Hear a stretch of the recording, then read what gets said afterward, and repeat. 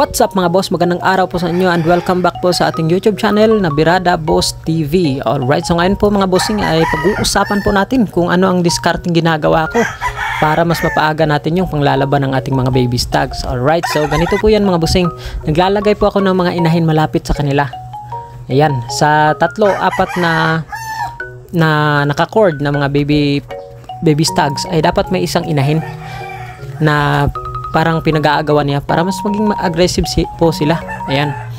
So, sa edad na 4 months po, naka-cord na yan sila kasi para maiwasan po natin yung pagtutuokaan nila sa kanilang fence. So, ito po yung discarding ginagawa ko since maliit po itong bakura natin. Hindi po ako wala po akong range area. So, mas maganda po sana kung may range area po tayo para mas mapatagal natin yung cording nila.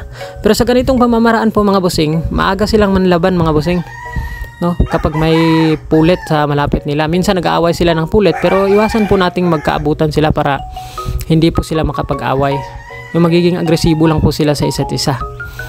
Ayan mga boss, mula 4 months, naka-cord na sila. At the age of 5 to 6 months, ayan, matapang na yan. So, pwede na natin silang may spar.